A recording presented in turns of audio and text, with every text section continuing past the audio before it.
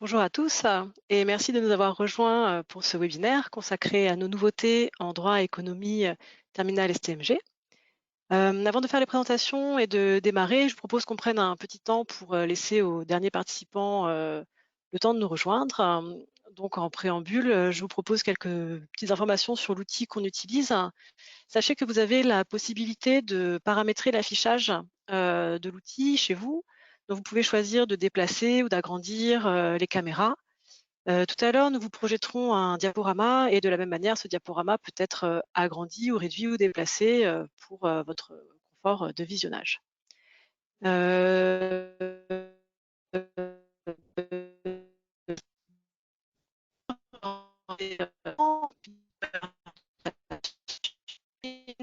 On peut couper, mais vous pouvez nous poser des questions par écrit, par un petit menu qui s'appelle Questions chat. Donc, pour accéder à ce menu, il faut cliquer sur la flèche rouge-orange qui déplie le menu de notre outil. Vous avez un onglet qui s'appelle Questions chat qui vous invite à poser une question pour le personnel. Donc, c'est ici que vous pouvez saisir vos questions auxquelles nous répondrons soit oralement quand les auteurs sont à même d'y répondre, soit parfois par écrit si elles peuvent peut-être plus concerner des aspects voilà, spécimens ou autres. Donc, n'hésitez pas à nous poser vos questions, même si nous les gardons pour la fin. Dernière chose, cette conférence est enregistrée, donc vous aurez le lien vers le replay qui vous sera envoyé normalement par mail le lendemain du webinaire, donc demain vous devrez le recevoir. Voilà, bah, écoutez, nos participants sont déjà plus nombreux. Bienvenue à tous et je propose de commencer par les présentations. Alors, je suis Florence Terrasse, éditrice chez Nathan et aujourd'hui, nous avons avec nous Isabelle Delzan pour l'économie. Bonjour Isabelle. Oui, bonjour, bonjour Florence, bonjour à tous. Nous avons Pierre Arcuset pour le droit. Bonjour Pierre. Bonjour Florence, bonjour à tous. Donc, Pierre et Isabelle représentent leurs équipes respectives, hein, puisque les ouvrages ont été écrits, alors pour le droit par une équipe de 5 auteurs et pour l'économie par une équipe de 3 auteurs qui vous seront présentés tout à l'heure. Et nous avons donc cette conférence en 2 temps, comme je vous le disais tout à l'heure. Donc un premier temps de présentation, puis un temps d'échange. La présentation est structurée en 3 parties. Une première partie sur les aspects, disons, généraux communs à tous les ouvrages, donc les formats, les ressources et l'esprit de la collection. Nous aurons ensuite un zoom, un focus fait par Pierre sur les spécificités de l'ouvrage de droit. Et enfin, un focus sur les spécificités de l'ouvrage d'économie. Donc pour commencer sur les formats et les ressources, le principe de notre offre, c'est de vous proposer un contenu sur 3 supports différents. En effet, nous avons un format pochette, donc détachable, consommable, un format manuel et un format numérique immanuel que je vous présenterai tout à l'heure parce que c'est un véritable outil interactif qui permet d'avoir un vrai travail interactif avec les élèves. Donc c'est le même contenu que vous retrouvez dans les 3 formats et pour nous ça a l'avantage, enfin, nous pensons que ça vous offre l'avantage de pouvoir anticiper les changements puisque si vous commencez à travailler avec notre collection et que vous devez un jour changer de support, par exemple parce que votre établissement met à disposition des élèves des manuels alors que vous avez la pochette ou parce que la région finance du numérique, eh bien vous pouvez garder les mêmes contenus et réutiliser tout le travail personnel que vous avez fourni pour compléter ou vous approprier l'ouvrage. Donc ce sont ces 3 supports, en fait, vous pouvez les acquérir soit en bimédia, c'est-à-dire acheter un ouvrage papier avec la licence immanuelle incluse, soit la licence numérique seule pour le e-manuel. Donc c'est une offre qui, selon nous, apporte de la souplesse aux enseignants et qui s'est avérée adaptée au travail à distance, hein. Vous avez fait l'expérience ces derniers mois d'un enseignement en distanciel et c'est vrai que le e-manuel est un outil qui peut se prêter au travail à distance puisque c'est un outil interactif. J'insiste sur la différence entre cet outil et les manuels vidéo projetables qu'on appelle chez Nathan bibliomanuels ou manuels numériques qui sont plutôt des supports destinés à être projetés en classe, qui sont les PDF parfois enrichis des ouvrages qu'on peut garder sur clé USB, donc auxquels on peut accéder sans connexion mais qui sont voilà, des outils plutôt pour la classe, de vidéoprojection. Alors qu'avec le e-manuel, on est dans un outil qui est vraiment en ligne, donc on y accède par un site internet et on y retrouve les contenus avec des zones de réponse dans lesquelles les élèves peuvent saisir leurs réponses un peu comme une pochette numérique. En tant qu'enseignant, vous avez accès aux corrigés dans le e-manuel et vous pouvez suivre le travail de vos élèves, qu'ils soient connectés ou non. Donc c'est quelque chose que vous pouvez faire soit en classe depuis votre poste, soit depuis votre domicile. Dans l'e-manuel, il y a un classeur, à la fois pour l'enseignant, donc pour vous, qui permet de sauvegarder des ressources complémentaires, mais aussi pour les élèves, c'est-à-dire qu'une fois qu'ils ont saisi leurs réponses, ils enregistrent leur travail, qui est sauvegardé au format Word dans le classeur, et c'est ça que vous pouvez consulter à distance, que vous pouvez corriger et que vous pouvez renvoyer. Donc voilà, vous pouvez voir à l'écran, il y a 3 fonctionnalités qu'on a mises en avant, c'est-à-dire la possibilité d'observer le travail des élèves, de leur transmettre des ressources via le classeur et de corriger, de leur envoyer leurs travaux. Donc c'est vraiment un outil qui peut se prêter au travail à distance. Et je fais une petite remarque aussi par rapport aux ressources qu'on met à votre disposition. En plus de cet outil, on a aussi pour nos ouvrages des sites compagnons. Donc ce sont vous connaissez généralement nos sites compagnons qui sont accessibles par le site internet Nathan et qui sont des sites internet sur lesquels on vous propose des ressources complémentaires. Donc ça peut être pour nos ouvrages principalement les corrigés au format Word personnalisable, des synthèses de cours et d'éventuels supports complémentaires. Donc ce sont des documents que vous ne trouvez pas forcément dans l'e-manuel, mais que vous avez la possibilité de télécharger pour les mettre dans votre classeur et ainsi avoir tous vos contenus à un seul et même endroit. Donc voilà pour un petit panorama des ressources et des formats que nous vous proposons. Et je vais passer la parole à Isabelle pour nous présenter l'esprit en fait de cette collection. Oui, bonjour à tous. Donc là, je prends la parole pour vous présenter en fait l'architecture commune aux ouvrages de droit et d'économie. Donc comme toujours, nous avons découpé les ouvrages en respectant les rythmes scolaires, hein, avec ici 11 chapitres pour le droit et 10 chapitres en économie, ce qui permet de consacrer en moyenne 2 à 3 semaines par chapitre, hein, si on imagine 32 semaines de cours sur l'année. Alors, la grande nouveauté dans cette nouvelle collection porte sur le découpage au sein de chaque chapitre. Là, vous voyez sur la diaporama, on fait un zoom sur cette fameuse double page, car nous nous sommes toujours contraints de travailler par double page, comme nous l'avions fait d'ailleurs en première STMG. À gauche, vous avez les documents et à droite, les questions.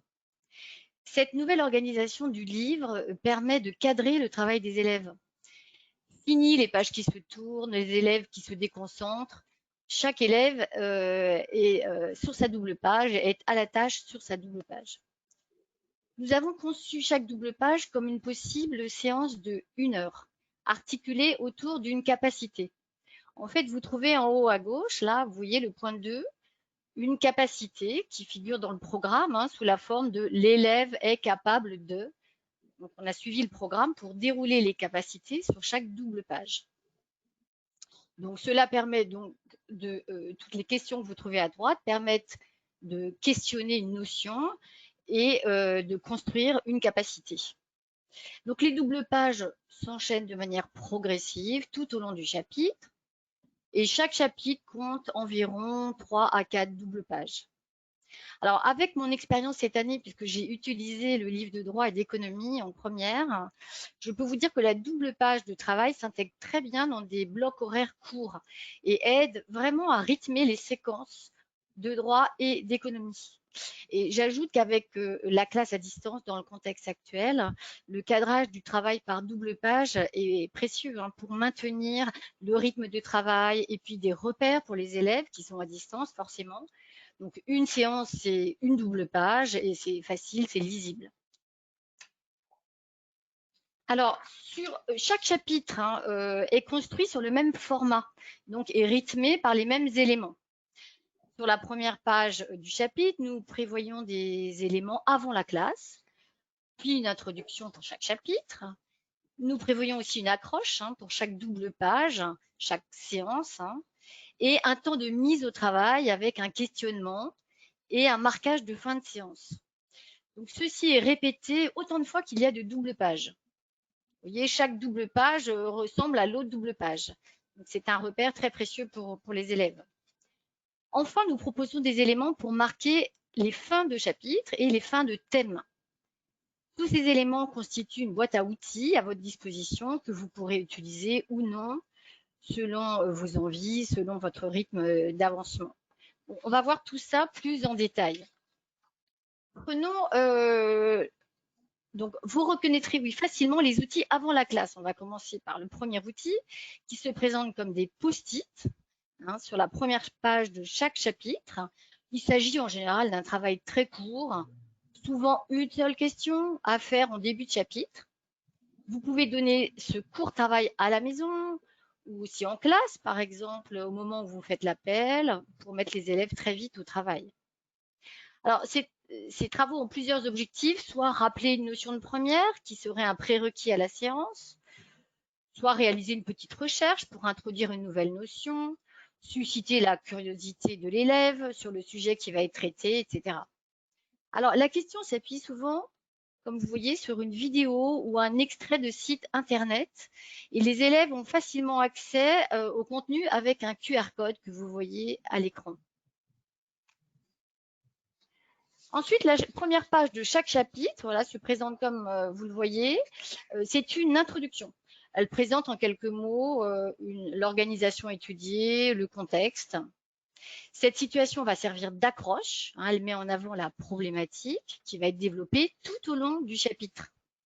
Nous avons fait très attention à choisir une problématique ou un contexte connu des élèves pour éveiller leur curiosité et leur donner envie d'en savoir plus. À chaque séance, l'élève suit la progression en fait de la situation présentée sur la page introductive, tel un fil conducteur. Donc, vous retrouvez à chaque début de séance, donc sur chaque double page, vous voyez la petite partie en bleu clair, voilà, quelques mots qui vont resituer l'élève dans le contexte et servir d'introduction à la séance, et donc relié à l'introduction de début de chapitre. Alors, par ailleurs, vous trouverez également, toujours dans le questionnement, dans les questions proposées aux élèves, une question qui se rapporte à la situation et qui interroge la capacité travaillée sur la double page.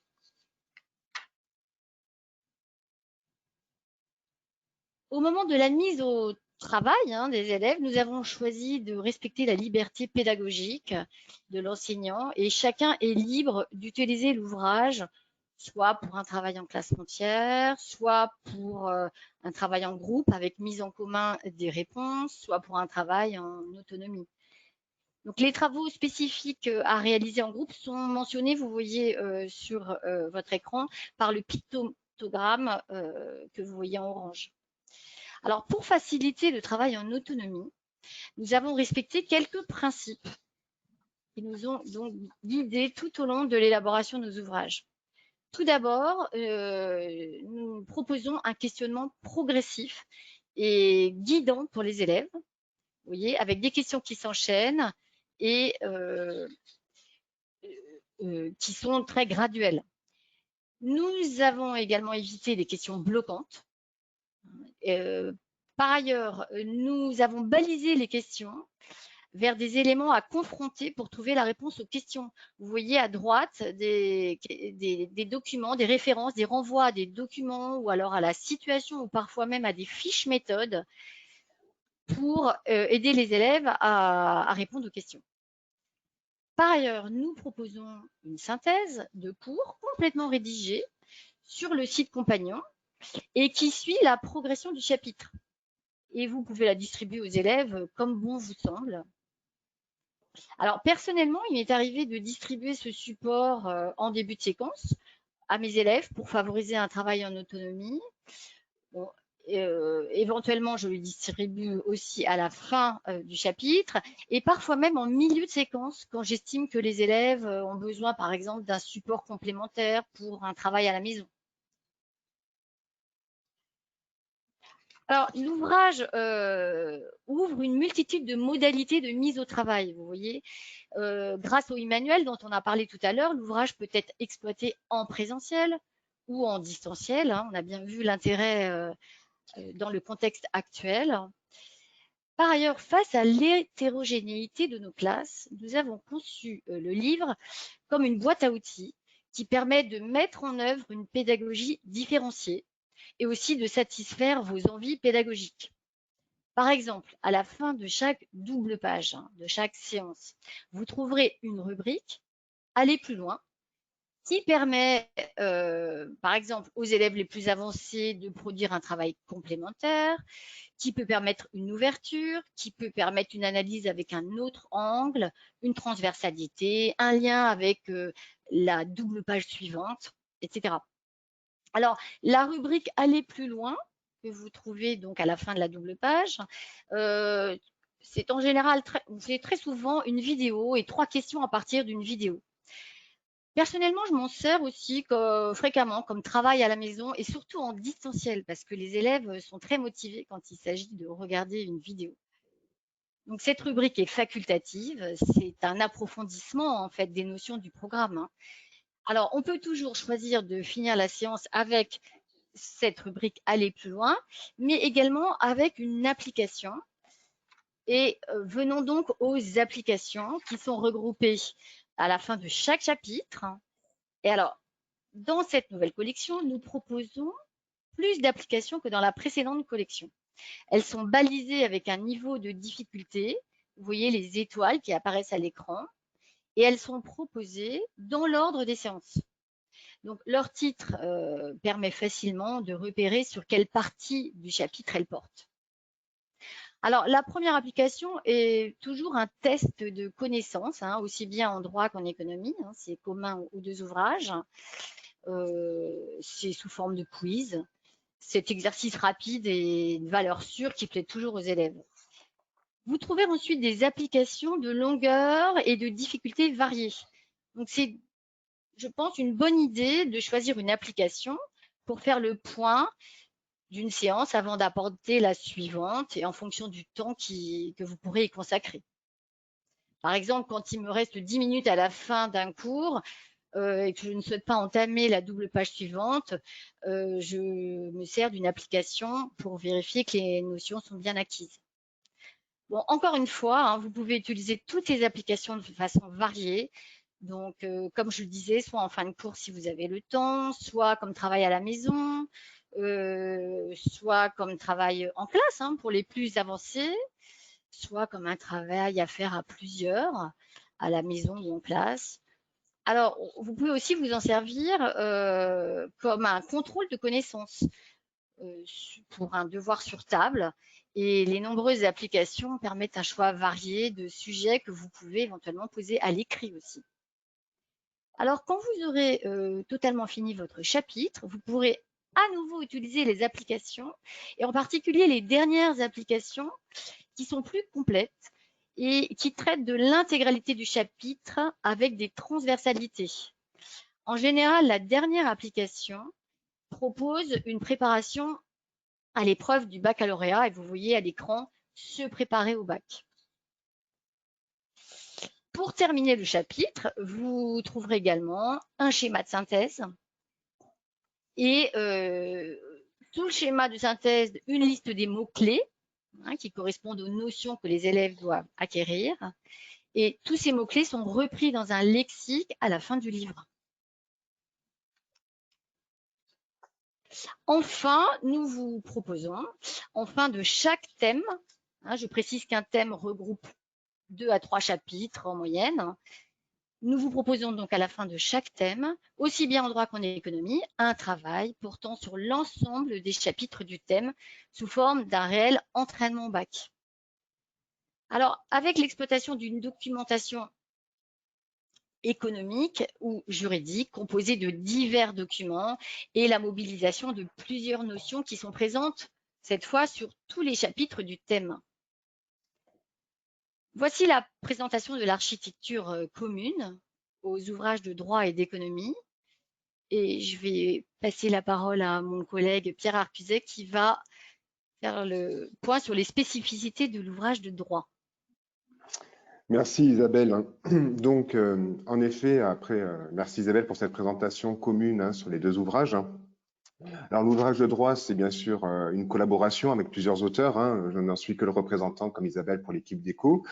Pour les auteurs, donc, il y avait Alexandra Buchet, Christine Palot, Anne Delalix, Patrick Mercati et moi-même, Patrick Mercati ayant été notre directeur d'ouvrage. Et donc, je vais vous présenter vraiment ce qui caractérise un peu les nouvelles spécificités de cet ouvrage de droit en terminale STMG. Alors, l'objectif principal qu'on a eu, c'était vraiment de répondre à la nouvelle philosophie issue de la réforme. Vous verrez, vous avez certainement déjà vu que les thèmes en tant que tels n'ont pas vraiment changé avec l'ancien référentiel. Alors, il y a des modifications à la marge, mais les grands thèmes, contrat, responsabilité, le droit du travail et un petit peu le droit des affaires, en fait, ce sont des thèmes qui étaient déjà en fait présents avant. La grande nouveauté, en fait, réside dans l'approche. Trop souvent, nos élèves sont souvent une conception, en fait, du droit comme un apprentissage par cœur, de règles un petit peu abstraites, désincarnées, et du coup, qu'il faut appliquer mécaniquement, en fait, dans des situations un peu qui sont souvent présentées comme des cas d'école. Donc, le référentiel a fixé 3 objectifs et nous avons vraiment eu à cœur de prendre en compte ces 3 objectifs pour construire notre ouvrage. Premier objectif, c'était de mobiliser, premier objectif, c'est de mobiliser des raisonnements juridiques dans des situations concrètes et réelles. Deuxième objectif, c'est de donner du sens à la règle de droit pour que nos élèves puissent comprendre davantage le monde qui les entoure et dans lequel ils sont appelés à évoluer. Et enfin, le troisième objectif qu'on a pris en compte, c'est l'acquisition des méthodes pour que les élèves puissent construire, des raisonnements qui leur sont propres. Alors, je vais vous présenter à partir de chaque objectif, en fait, les éléments que nous avons insérés et comment nous avons pris en compte chacun de ces objectifs. Alors, pour le premier objectif, la mobilisation des raisonnements dans des situations pratiques, nous avons vraiment valorisé une approche très concrète en partant de situations qui sont connues ou vécues par les élèves. Alors, on s'appuyait bien sûr sur des faits d'actualité, par exemple pour le contrat. Pour découvrir ce qu'est un contrat, les élèves vont travailler sur le contrat de transfert d'un célèbre joueur de football, Mbappé. On a pris également des situations, des faits d'actualité, des accidents de trottinette électrique, le coronavirus, l'incendie à Rouen. On s'appuyait également davantage sur des organisations et des entreprises qui sont connues par les élèves, par exemple Domino's Pizza, Amazon, Uber. Ce sont souvent des entreprises que les élèves en fait connaissent, avec lesquelles ils interagissent déjà en fait dans leur vie de tous les jours. Et il nous semblait que ces situations pratiques, ces organisations réelles, ces organisations connues par les élèves, permettait de mieux ancrer les connaissances et de favoriser les apprentissages. Ça favorise la mise au travail et également l'acquisition en fait des capacités fixées par le référentiel. On a donc vraiment veillé à mettre des situations réelles et non pas en fait des cas d'école pour que vraiment la règle de droit prenne corps, soit vue de manière moins abstraite. Ces situations réelles, ces situations pratiques où les élèves vont développer leur capacité d'analyse, ça nous amène au deuxième objectif, à savoir il faut que les élèves soient en capacité de donner du sens à la règle de droit. En effet, nos élèves sont de jeunes citoyens, bientôt appelés à voter. Ce seront des acteurs majeurs du monde économique et social de demain. Donc, véritablement, donner du sens à la règle de droit est devenu l'approche essentielle de l'enseignement du droit suite à la réforme, pour qu'ils comprennent davantage le monde dans lequel ils sont appelés à évoluer. Alors, nous avons créé nos situations d'apprentissage vraiment à partir d'organisations qui sont variées. Ça passe de la petite entreprise du jeune entrepreneur qui sort de ses études et qui veut monter sa boîte, en passant par les GAFAM, Google, Apple, Facebook, par exemple Amazon, tout en passant par les constructeurs automobiles. Tous les secteurs d'activité sont mobilisés. L'idée, c'était vraiment que les élèves comprennent que la règle de droit, en fait, ils la découvrent dans des cas réels et que cette règle s'adapte en fait aux situations auxquelles elle est amenée à s'appliquer. Un exemple caractéristique qu'on a choisi, c'est le cas Uber. Dans le cas du contrat de travail, plutôt que justement pour vous illustrer un petit peu cette nouvelle démarche, plutôt que de faire un cours avec qu'est-ce qui caractérise un contrat de travail, le lien de subordination, alors maintenant procéder à la qualification, qui sont c'est à la fois une approche rébarbative pour les élèves. L'idée, c'est vraiment de montrer les enjeux de la qualification, et notamment pour le chauffeur Uber. Est-ce qu'un chauffeur Uber, en fait, c'est un entrepreneur ou un salarié? Et c'est en fait avec cette situation réelle que les élèves, en fait, vont apprendre à qualifier un contrat de travail, découvrir les éléments caractéristiques. Et dès lors, en comprenant les enjeux, ils comprennent l'intérêt de l'opération de qualification qu'on attend d'eux et ils en perçoivent tout l'intérêt. On n'est pas dans une démarche abstraite. Comme le rappelait tout à l'heure Isabelle, on a vraiment voulu éviter les questions bloquantes qualifiées juridiquement pour être sur une situation réelle, que les élèves comprennent à quoi sert la règle de droit pour mieux l'appréhender. Toujours dans cet objectif de donner du sens à la règle de droit, on a privilégié en fait des ressources professionnelles, des articles de loi, des contrats. Par exemple, là, vous pouvez voir en fait un contrat de franchise ou parfois des extraits de contrats, des décisions de justice. L'idée véritablement, c'est que l'élève ne doit pas avoir, puisqu'on abandonne cette idée de j'apprends par cœur des règles de droit, l'élève en fait a à sa disposition la ressource professionnelle juridique, son travail, c'est justement de la comprendre, de l'expliciter et de pouvoir la mobiliser dans son raisonnement. Il nous a semblé en plus important de privilégier ces ressources parce que les élèves vont être amenés dans leur vie de tous les jours, leur vie à la fois personnelle et même professionnelle, à devoir utiliser ces outils pour un abonnement Internet, pour un contrat de location quand ils seront étudiants après l'obtention du bac. Donc, il nous a semblé que pour susciter l'intérêt des élèves, ces ressources professionnelles étaient particulièrement pertinentes. Je profite là des ressources professionnelles pour vous dire que nous avons veillé dans cette nouvelle édition à intégrer la nouvelle rédaction des arrêts de Cour de cassation. Depuis décembre 2019, la Cour de cassation a amélioré dans un style plus pédagogique la rédaction de ces arrêts. On sait en classe que souvent nos élèves ont un peu du mal avec les formules inversées, les doubles négations. Et la Cour de cassation, en fait, a adopté un nouveau mode de rédaction des arrêts que vous avez peut-être déjà découvert. Déjà une démarche avec un style direct, plus d'inversion du sujet, etc., plus d'attendu que. Deuxième élément, la Cour de cassation en fait structure en fait désormais sa décision avec, vous pouvez le voir, fait et procédure, examen des moyens et réponse de la Cour, ce qui permet d'éviter justement les contresens. Et donc la structure est beaucoup plus pédagogique. Nous avons intégré dans la fiche méthode une explication justement sur cette nouvelle rédaction des arrêts de la Cour de cassation. On a également laissé bien sûr la fiche méthode sur l'explication de l'ancien mode de rédaction des arrêts. Et bien sûr, l'occasion était trop belle puisque c'est beaucoup plus pédagogique. Chaque fois que c'était possible, avec les nouveaux arrêts depuis décembre 2019, nous avons veillé à intégrer dans les applications ou dans les doubles pages de cours, quand c'était possible, des arrêts avec cette nouvelle rédaction beaucoup plus claire et qui permettent aux élèves d'être moins confrontés à la difficulté pour accéder au sens de la règle ou alors à l'intérêt du litige. Enfin, pour terminer avec ce deuxième objectif, le référentiel insiste vraiment sur le fait que les élèves doivent être capables de donner du sens à la règle et notamment de comprendre les enjeux auxquels la règle de droit tente de répondre, comprendre un petit peu l'évolution de la règle de droit. Et là, nous avons vraiment veillé, en fait, que ce soit dans les doubles pages de cours, dans les applications, pour aller plus loin, dans les entraînements au bac, systématiquement, d'intégrer, en fait, une question de réflexion. Alors, bien évidemment, cette question à chaque fois apparaît à la fin, parce que pour éviter les questions bloquantes où l'élève se dit de toute façon, j'y arriverai pas et je comprends pas, cette question de réflexion, en fait, arrive à l'issue en fait d'une démarche. Isabelle parlait, on a vraiment guidé les élèves pour que petit à petit, ils arrivent à s'extraire de cette situation concrète, pour prendre un petit peu de recul et justement réfléchir un peu au sens, aux enjeux, à l'évolution. Alors, dans nos entraînements au bac, systématiquement, conformément à la nouvelle épreuve qui commencera l'année prochaine, la dernière question, en fait, est relative à cette question sur le sens et l'évolution de la règle. Par exemple, là, c'est issu du dernier entraînement au bac. Les élèves seront amenés à réfléchir sur la protection des données personnelles et l'évolution, en fait, des techniques mercatiques avec l'essor d'Internet et des nouvelles technologies d'information et de communication, puisque tout évolue rapidement. Est-ce que le droit est toujours adapté? Comment ça se passe? Vous les trouverez également dans les aller plus loin, qui justement sont des variables d'ajustement, souvent sur nos séances de cours. Et là, l'exemple qui vous est donné, c'est l'exemple des voitures autonomes. La loi de Badinter, la loi de 1985, sur l'indemnisation des accidents corporels, met à la charge du conducteur l'indemnisation, comme vous le savez.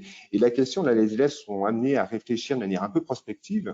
Est-ce que cette loi sera toujours adapté quand on aura des véhicules totalement autonomes? Est-ce qu'un régime existe déjà actuellement ou est-ce que la loi devra être modifiée? C'est véritablement pour montrer que la règle de droit s'applique à un moment donné en fonction des intérêts en présence, en fonction de l'évolution technologique et qu'elle doit s'adapter pour qu'elle apparaisse moins comme une sorte de dénoncé abstrait qui s'applique un peu mécaniquement. Alors, pour donner du sens à la règle de droit, il faut que les élèves puissent s'appuyer sur des méthodes. Et de là, en fait, on a vraiment favorisé le travail en autonomie. Les élèves, Isabelle en parlait, auront à leur disposition des fiches méthodes, le lexique, d'accord, pour que vous puissiez justement décider à quel moment vous les laissez totalement en autonomie. Nous avons également prévu encore comme dans le livre de première d'ailleurs, des exercices sur le vocabulaire juridique. Vous trouverez, comme l'année dernière, en fait, des exercices spécifiques. On le sait, nos élèves, en fait, ont des fois des difficultés à utiliser ce vocabulaire juridique.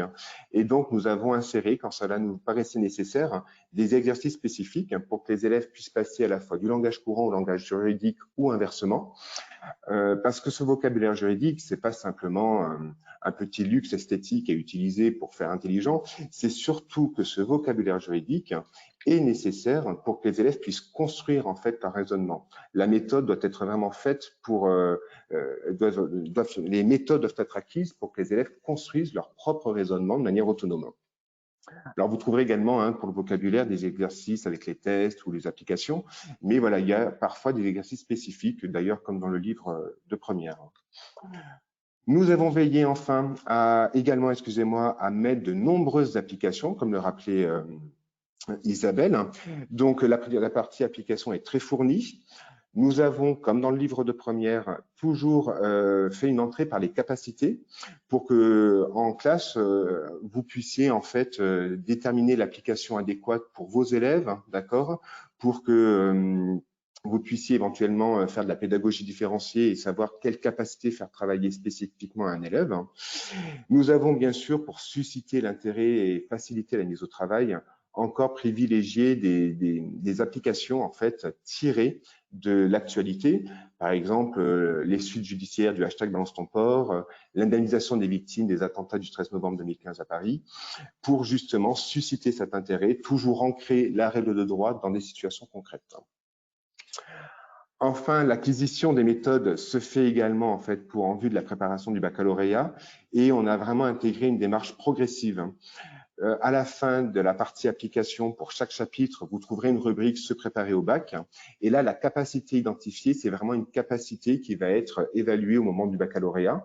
Donc, ça vous permet de vraiment savoir ce que vous faites travailler, ce que nous faisons travailler à nos élèves, en fait, à ce moment-là. Identifier la règle de droit, identifier la solution, rédiger la réponse. Et ensuite, à la fin de chacun des thèmes, nous pouvons faire travailler les élèves sur un entraînement au bac qui correspond au format de l'épreuve. Voilà un petit peu pour les spécificités du droit. Je vais redonner la parole à Isabelle qui va vous présenter les spécificités de l'ouvrage en économie. Merci. Merci Pierre. Alors, donc moi j'ai collaboré à l'ouvrage d'économie avec deux collaboratrices. J'ai travaillé avec Olivia Lenormand, qui était notre directrice de collection, et également avec Audrey Buff.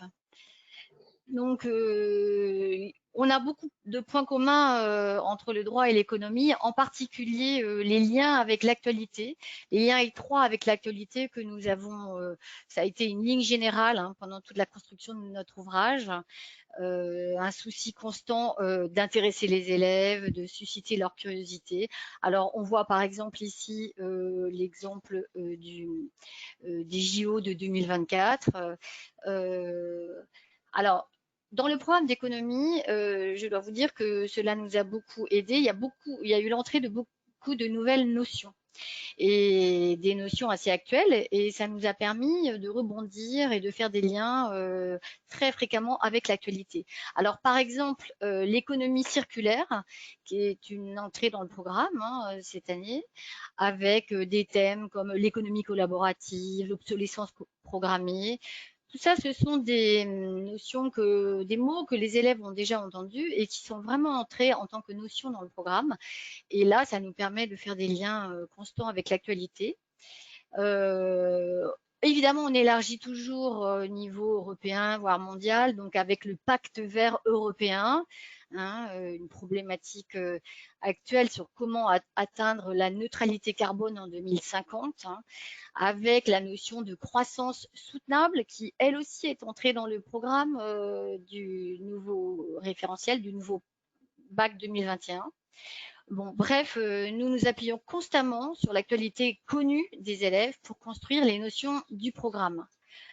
Alors, autre grande ligne, hein, la difficulté avec l'actualité, c'est d'éviter les idées reçues et la polémique, car les élèves peuvent rapidement tomber dans ce travers. Alors, j'ai choisi de vous présenter une nouvelle notion qui est entrée dans le programme.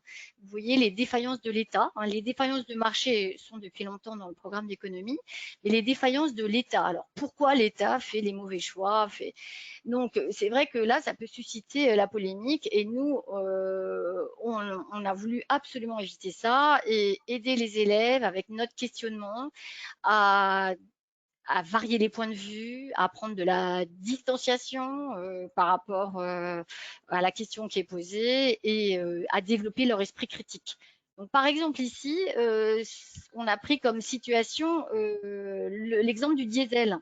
Pourquoi les pouvoirs publics ont incité les Français à acheter des voitures diesel pendant des années et pourquoi aujourd'hui, au contraire, on dit qu'il ne faut pas acheter de diesel. Donc, on amène les élèves à s'interroger en argumentant hein, toujours et à comprendre le contexte dans lequel les décisions sont prises par les pouvoirs publics. Donc, toujours un regard critique. Alors, un autre exemple hein, pour illustrer cette nouvelle notion des défaillances de l'État.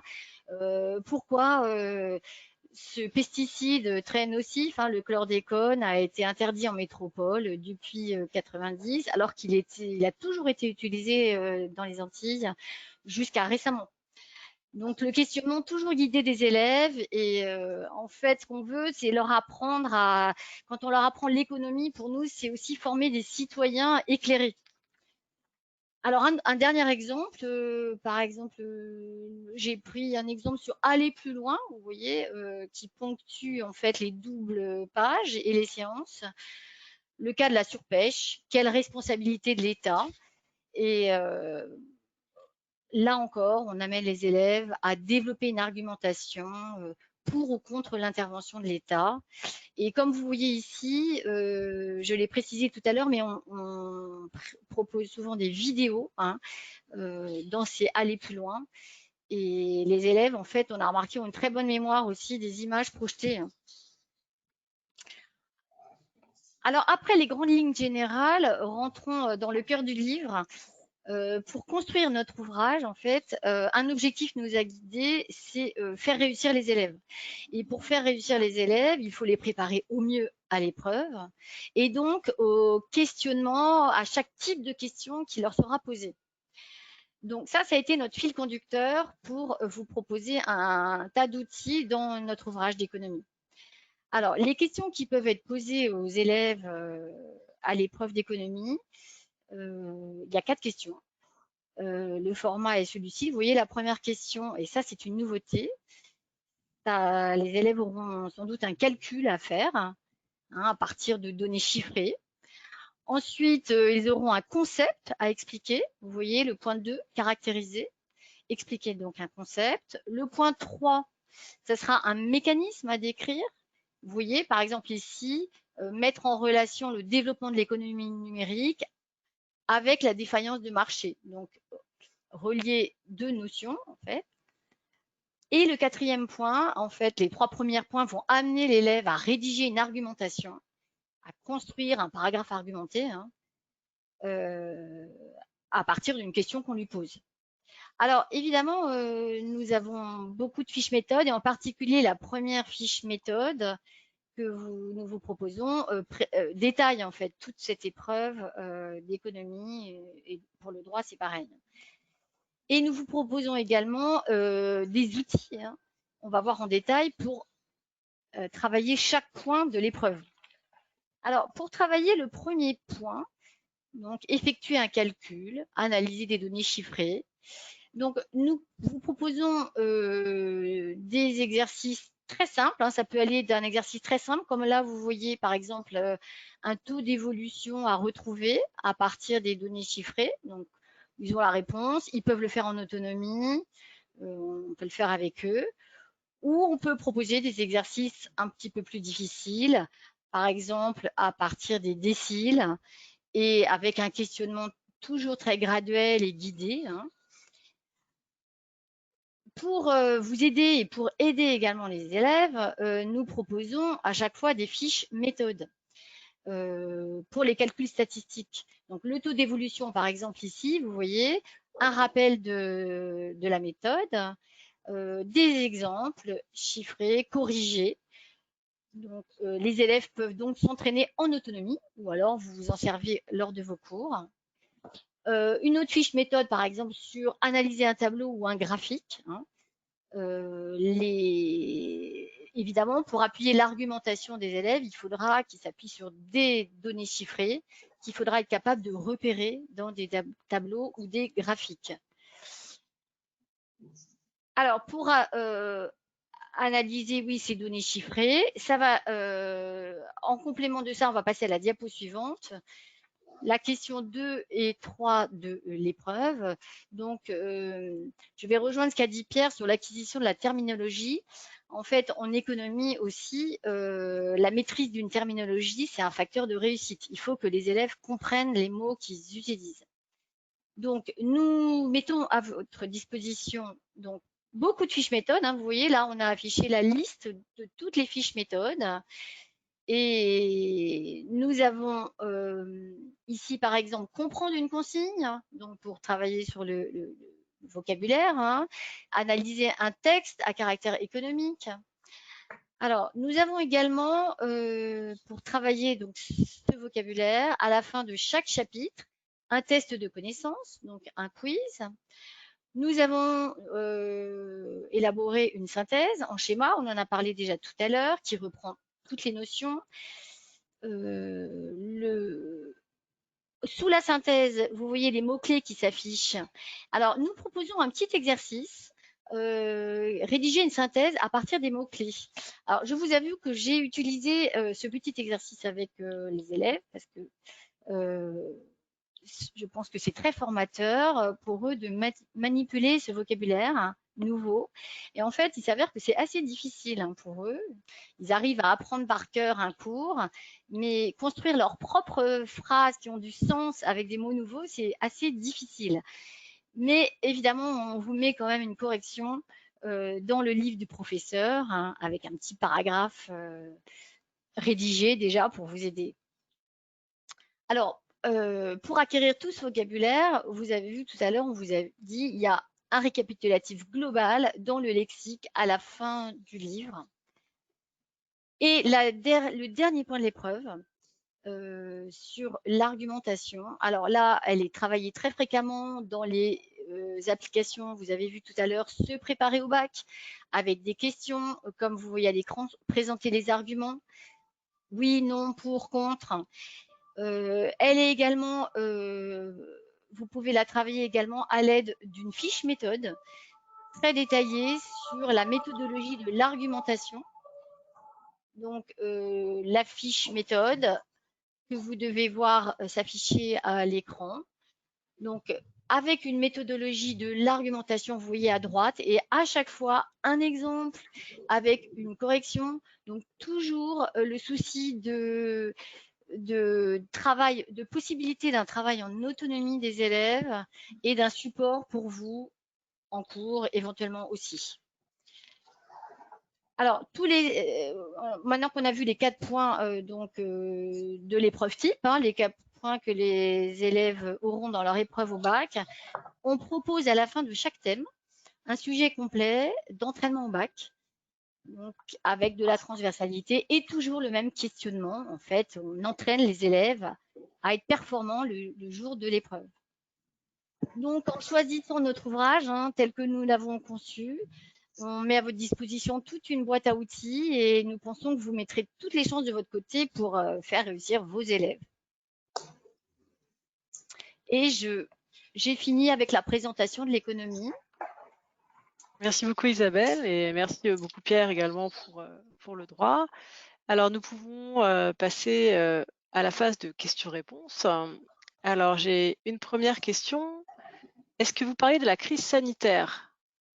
Bonne question, le timing était un peu juste. Je vous laisse répondre. Alors, bon, je prends juste la parole pour l'économie. Bon, vous savez qu'en économie, nous, on a besoin de données chiffrées, en fait, pour faire des analyses. Et là, le timing était un petit peu serré. On n'a pas beaucoup de recul. On a seulement maintenant quelques éléments, quelques chiffres. Mais c'est sûr qu'il y a beaucoup de choses qui vont changer. Alors, on a intégré dans nos corrigés, dans le livre du professeur que vous trouvez sur le site compagnon dont nous avons parlé tout à l'heure, des éléments qui vont permettre de nuancer le propos, par exemple sur le déficit public. On voit bien qu'il y a des choses qui vont changer avec la crise sanitaire. Voilà.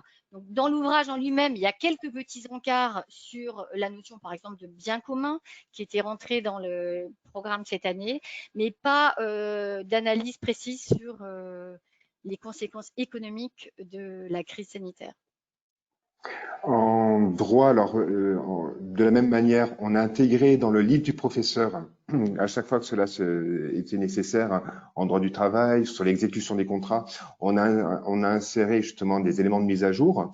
Mais dans le livre lui-même, nous avons prévu un entraînement au bac sur le coronavirus pour la responsabilité, puisque c'était un moyen tout trouvé, en fait, de faire travailler la responsabilité médicale avec les infections nosocomiales. Et donc là, véritablement, l'actualité, tristement, nous a servi de support à un entraînement au bac pour, toujours pareil, que cette actualité soit une meilleure entrée de mise au travail et de faire travailler les élèves.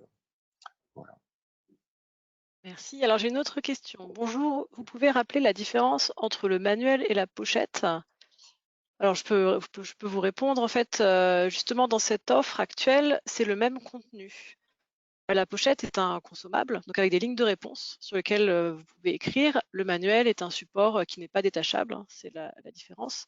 Et la rubrique Aller plus loin, vous la retrouvez imprimée dans le livre, dans le manuel, à la fin de chaque double page. En revanche, vous la trouvez sur le site compagnon à télécharger si vous avez la version pochette. Je pense que ce sont les principales différences. Ah, une question sur la date à laquelle seront disponibles les corrigés. Eh bien, les auteurs sont au travail, n'est-ce pas? Oui. Oui, on Oui, mettait alors coronavirus.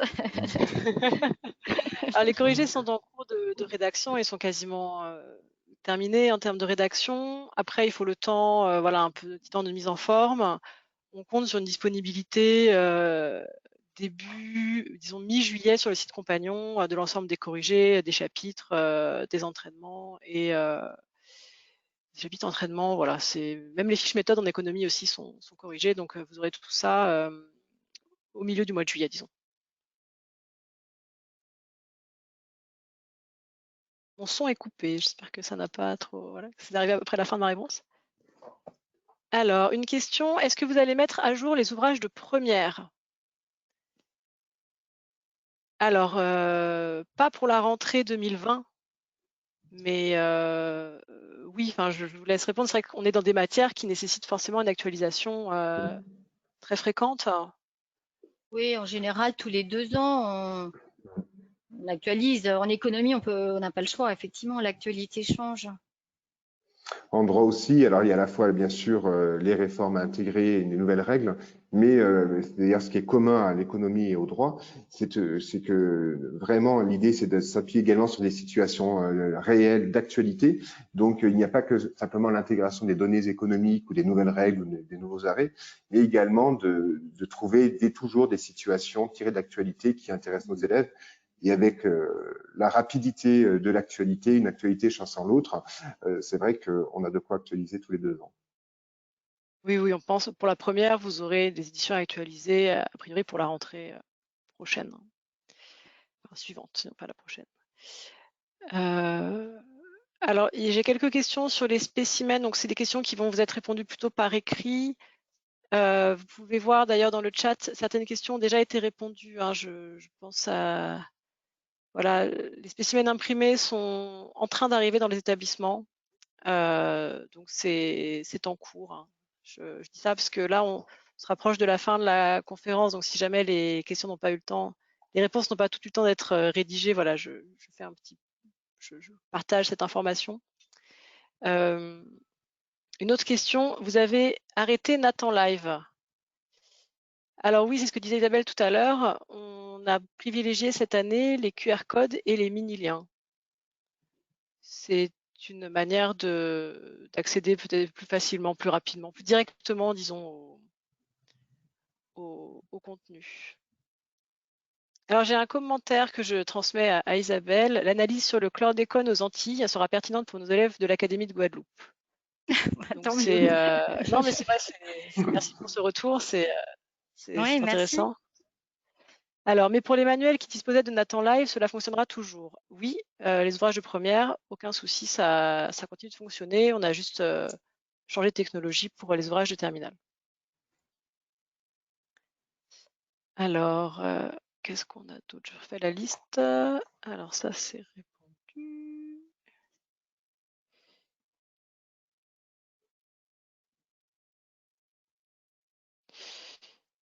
Voilà, bah écoutez, on a alors une question sur les e-manuels. Je vais peut-être laisser, c'est pas vraiment aux auteurs. On ne pourra pas trop vous répondre sur les e-manuels. Hop, je regarde un petit peu ce qu'on a. Voilà, bah écoutez, on a fait le tour des questions. Je laisse peut-être encore quelques instants s'il y a des dernières questions qui arrivent. Ou le temps peut-être de formuler quelques réponses. Quand les spécimens. Alors, je ne vois pas les questions-réponses. Alors, normalement, vous avez, pour la personne qui a posté cette question, vous avez sur votre outil une petite flèche qui... si vous avez réussi à poser une question, normalement, vous devez avoir dans la liste les questions auxquelles on répond par écrit qui apparaissent dans votre outil. Là, vous avez posé la question. Normalement, si vous faites dérouler la flèche ou si vous appuyez sur le petit carré avec la flèche pour agrandir, vous devriez avoir accès à l'ensemble des questions. Alors, on ne voit que les questions que l'on pose nous-mêmes. Alors, effectivement, vous voyez soit les questions... En fait, les questions sont adressées aux organisateurs. Donc, nous voyons les questions. Celles auxquelles on répond à l'oral n'apparaissent pas. En revanche, vous devriez voir apparaître à l'écrit les questions qui ont été répondues, auxquelles une réponse a été apportée, sauf si elle a été apportée en privé. Donc, en tout cas, je vais donc vous refaire pour résumer quelques commentaires sur les spécimens imprimés des nouveautés 2020 qui arrivent en ce moment dans les établissements. Pour les DOM, les premiers DOM devraient pouvoir être livrés à partir de la semaine du 8 juin. Voilà, je vous transfère cette question, parce que j'ai des questions sur la livraison des spécimens dans les DOM. Voilà, qu'est-ce qu'on a eu d'autre? Alors, savoir si les données enregistrées dans les e-manuels restent à long terme. Alors, dans les e-manuels, les données restent enregistrées le temps que la licence est activée, hein, il me semble. On pourra vous apporter une réponse plus précise à l'issue du webinaire voilà, je vous donnerai la durée exacte. On conseille quand même aux élèves à la fin de leur année de faire une sauvegarde, eux, de leur contenu, donc sous Word, pour pouvoir accéder à leurs données, même une fois qu'ils ont changé de... Voilà, quand ils sont passés au niveau suivant. Donc après, pour les enseignants, je me renseignerai pour vous répondre précisément. Voilà, bah, écoutez, je crois qu'on a fait le tour des questions. Merci à tous pour votre participation. Merci à Pierre et Isabelle pour vos présentations. Merci. Et Merci. attendez, je regarde, je vois une question qui s'affiche. Ah ben non, ce sont des remerciements. Merci à tous, merci à tous nos participants. Merci. Et donc le replay sera disponible, vous l'aurez dès demain. N'hésitez pas à le transmettre à vos collègues qui souhaitaient assister, qui n'ont peut-être pas pu. Voilà, ce sera accessible dans votre boîte mail d'ici 24 heures. Merci à tous. Au revoir. Au revoir. Au revoir.